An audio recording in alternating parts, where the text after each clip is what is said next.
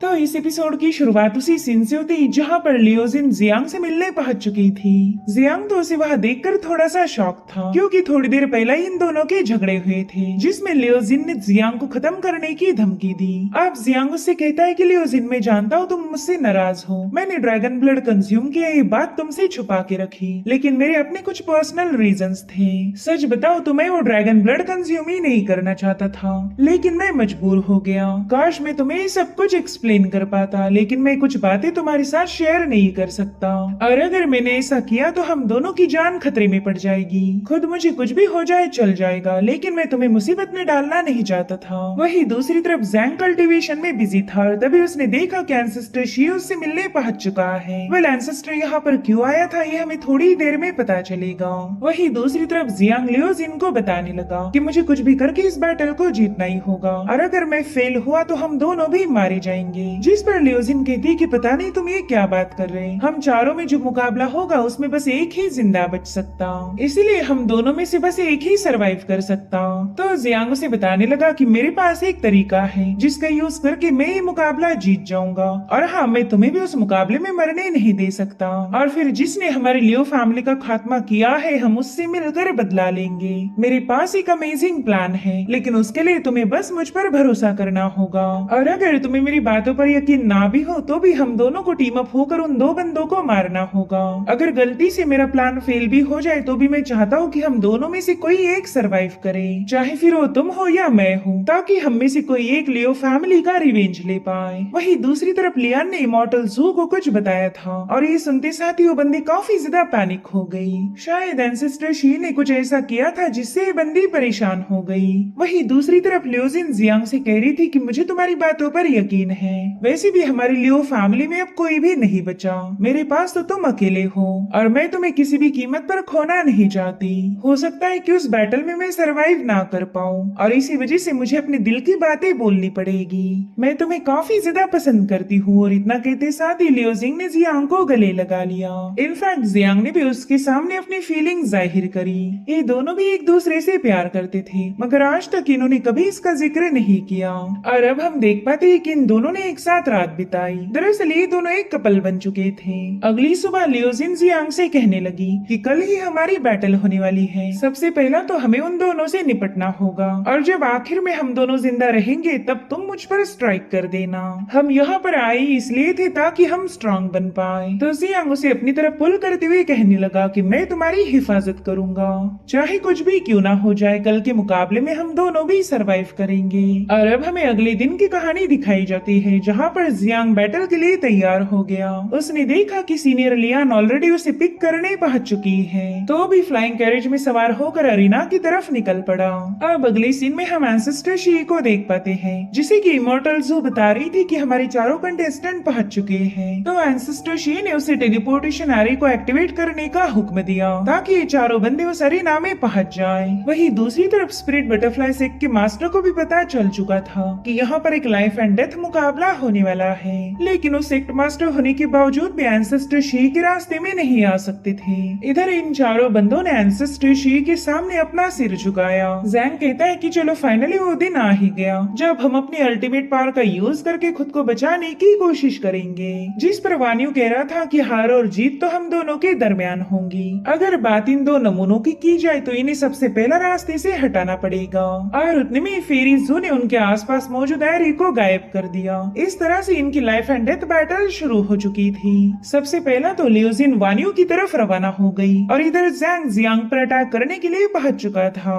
वो अपने पावर्स को एक्टिवेट करते हुए जियांग पर मुसलसल अटैक करने की कोशिश करने लगा, लेकिन जियांग उसके हर एक हमले को काउंटर कर रहा था। मगर फिर भी जैंग ने बड़ी आसानी के साथ जियांग को पीछे की तरफ पुश किया। जियांग समझ चुका था कि इस बंदे की पावर अचानक से ही काफी ज्यादा इंक्रीज हो गई। जरूर से ब्लैक ड्रैगन का ब्लड इस बंदे की बॉडी पर ओवर पावर हो गया। इधर जैंग अपने अटैक को रिलीज करते हुए कहने लगा कि हम दोनों के पास ढेर सारा वक्त है, आफ्टर ऑल ये लाइफ एंड डेथ मुकाबला होगा, तो हमने एक अच्छी फाइट करनी ही चाहिए। अब ये सुनते साथ ही जियांग ने अपने टेलिस्मान का इस्तेमाल करते हुए जैंग पर अटैक किया। हालांकि जैंग अपनी डिफेंसिव एनर्जी से उसे काउंटर कर रहा था, और इस मूव की फिनिश होते साथ ही इन दोनों ने एक दूसरे पर मुसलसल वार करना शुरू कर दिए। वहीं दूसरी तरफ वानियो लियोजिन पर न जाने कितनी सारी फायर बॉल से अटैक कर रहा था, लेकिन लियोजिन ने बड़ी आसानी आसानी से उसके हर एक अटैक को नाकाम किया।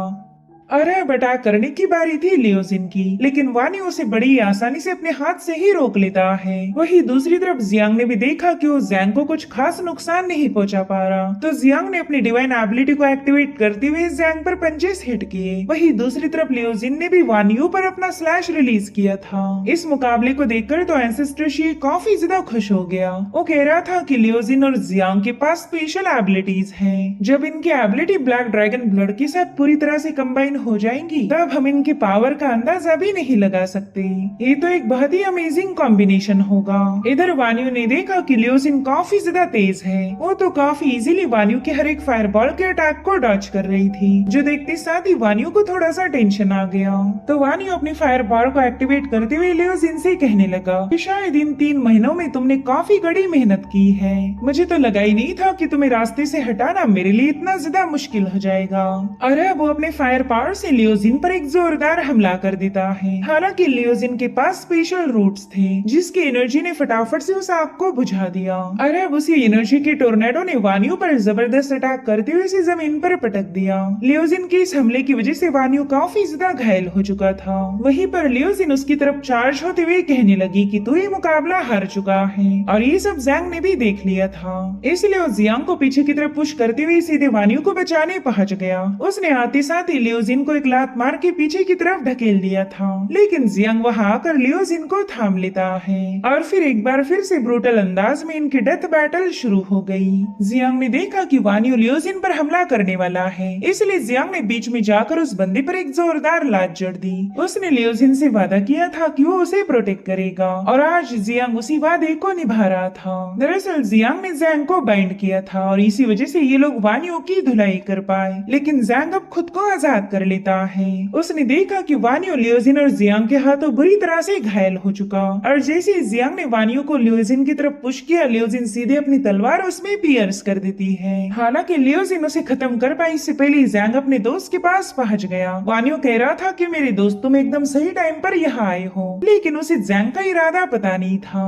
और फिर अचानक से जैंग ने वानियो के ट्रू एसेंस को एब्सॉर्ब करना शुरू कर दिया। अब ये देखकर ही वानियो काफी ज्यादा पैनिक हो जाता है। उसे लगा नहीं था कि उसका ही दोस्त उसे धोखा देगा। और अब हमें पहले रात की कहानी दिखाई गई, जहाँ पर एंसेस्टर शी ने जैंग को एक कोर दी थी। इसी कोर की वजह से जैंग का ड्रैगन ब्लड और भी ज्यादा पावरफुल हो गया था। साथ ही उसने देखा कि वो अब थंडर को भी समन कर सकता है, इसलिए वो तुरंत एंसेस्टर शी का शुक्रिया अदा करने लगा।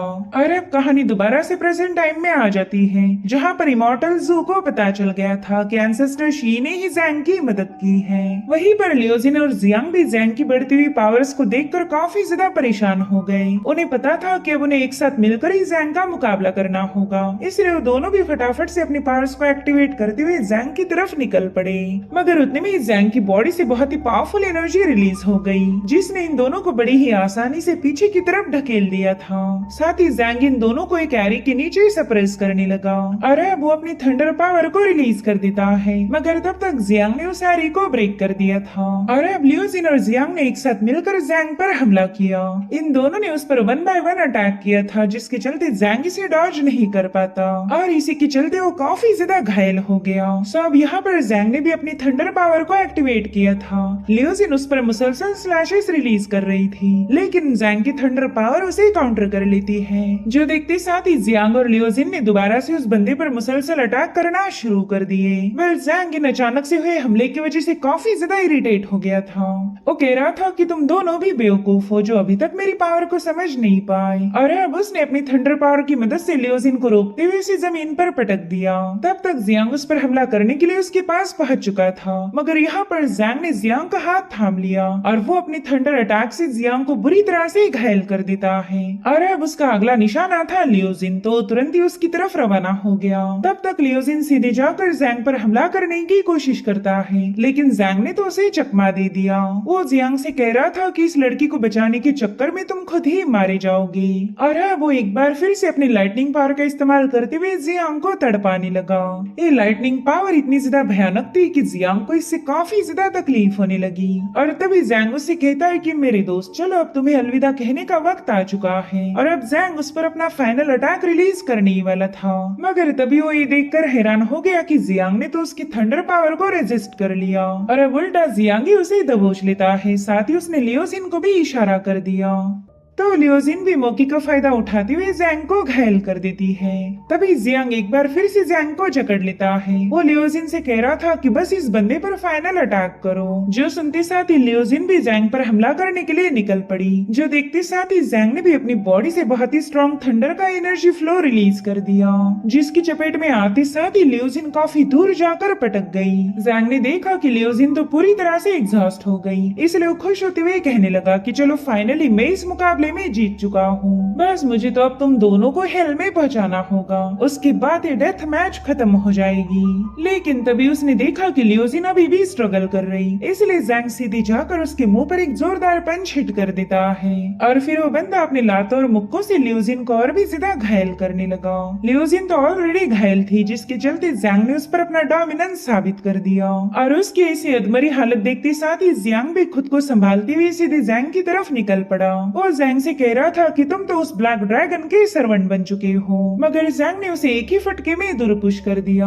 वो कह रहा था कि ब्लैक ड्रैगन से मुझे ढेर सारी पावर हासिल हुई और पावरफुल बनना भला किसे पसंद नहीं। जिसके बाद वो अपने थंडर का इस्तेमाल करते हुए लियोजिन को काफी ज्यादा टॉर्चर करने लगा। उसके इस ब्रूटल अटैक के बाद तो लियोजिन वहीं पर नॉकआउट हो गई और उसकी ऐसी हालत देखते साथ ही जियांग की तो मानो खून में ही आग लग जाती है। वो जैंग से कह रहा था कि तुम लियोजिन को नुकसान नहीं पहुंचाओगे। साथ ही हम देख पाते हैं कि जियांग की बॉडी से काफी स्ट्रॉन्ग डिवाइन पावर रिलीज हो रही और अब वो अपनी तेज रफ्तार के साथ सीधे जैंग की तरफ रवाना हो गया। एंसेस्टर शी तो जियांग की इस एबिलिटी को देखकर ही हैरान थे। वो फिर जोर से कहने लगा कि जियांग तो काफी ज्यादा इंटरेस्टिंग है, मुझे ऐसे ही बैटल को देखने की उम्मीद थी और इन बच्चों ने मुझे जरा भी डिसअपॉइंट नहीं किया। वहीं दूसरी तरफ जैंग जियांग पर मुसलसल हमले कर रहा था, लेकिन जियांग ने अपने डिफेंसिव एनर्जी का इस्तेमाल करते हुए खुद के सामने एक शील्ड फॉर्म कर ली, जिसके चलते जियांग ने जैसे तैसे जैंग के अटैक को काउंटर किया। वो समझ गया कि ब्लैक ड्रैगन का ब्लड जैंग की बॉडी के साथ रेजोनेट कर रहा और इसी वजह से जैंग की पावर और भी ज्यादा बढ़ चुकी थी। लेकिन मैं जैंग के जैसा उस ब्लैक ड्रैगन का गुलाम नहीं बनने वाला, मुझे कुछ भी करके उस ब्लैक ड्रैगन को कन्विंस करना होगा कि वो मुझे सर्व करे। जिसके चलते जियांग ने फटाफट से अपने ब्लैक ड्रैगन को रिलीज करते हुए जैंग पर हमला कर दिया। जैंग तो उस ड्रैगन के एक ही फटके में काफी दूर पुश हो जाता है। साथ ही वो हैरान था कि जियांग ने भी ब्लैक ड्रैगन की पावर को टेम किया है। बस बात इतनी सी थी कि जियांग ने अभी तक ब्लैक ड्रैगन की पावर का इस्तेमाल नहीं किया था, क्योंकि उसके हिसाब से ये एक ईवल टेक्निक है। लेकिन आज मजबूर होकर उसे इस पावर का इस्तेमाल करना ही पड़ा। सो यहाँ पर जियांग ने जैंग पर अपना डोमिनेंस साबित करते हुए उसे अपनी डिवाइन हैंड में जकड़ लिया था। अब ये देखते साथ ही जैंग काफी ज्यादा कंफ्यूज हो जाता है। वो कह रहा था कि मैं इस मुकाबले को हार नहीं सकता, एंसेस्टर शी की ब्लेसिंग मेरे साथ है, तो भला मैं इतनी जल्दी गिव अप कैसे कर सकता हूँ। और इतना कहते साथ ही जैंग ने खुद को आजाद करते हुए अपनी ब्लैक ड्रैगन की पावर को एक्टिवेट कर लिया। वो जियांग से कहता है कि मैंने आज तक न जाने कितने ही सारे बंदों को रास्ते से हटा दिया था, तो भला मैं तेरे जैसे मामूली बंदे के सामने हार कैसे मान सकता।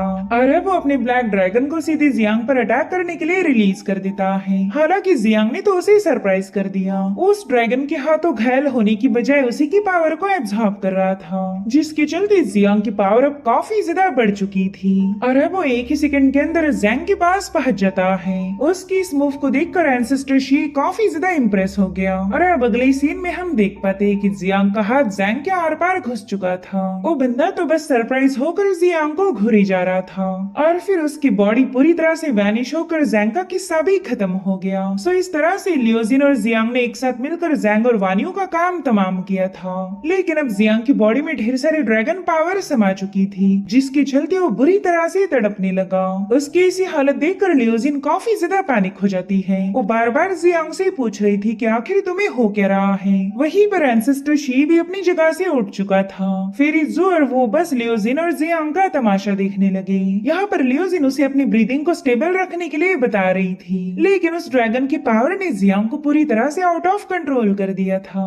तभी एंसेस्टर शी कहता है चलो अभी मुकाबला यहीं पर खत्म हो चुका है। अगर तुम दोनों का तमाशा ज्यादा देर तक चलता रहा तो मुझे बोर हो जाएगा।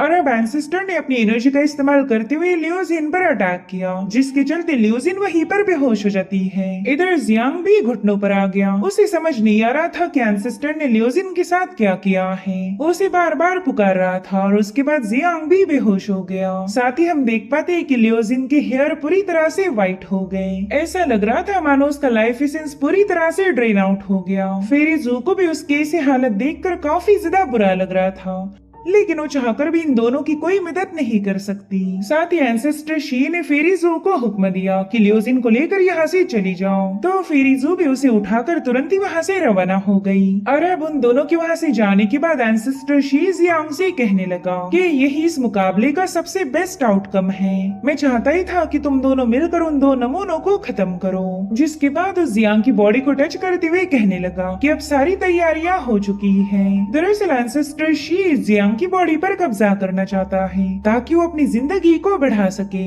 इस नई बॉडी के मिलते साथ ही एंसेस्टर शी का बुढ़ापा भी खत्म हो जाएगा और फिर वो दोबारा से इस सेक्ट पर अपना डोमिनेंस साबित कर सकता था। लेकिन क्या वाकई जियांग इतने आसानी से इस बंदे के हाथ की कठपुतली बन पाएगा? खैर एंसेस्टर शी तो उसकी बॉडी पर कब्जा करने का सोचकर ही काफी ज्यादा खुश हो गया था। और इसी के साथ एपिसोड यहीं पर एंड हो जाता है। Thank you so much for watching. Bye bye, take care.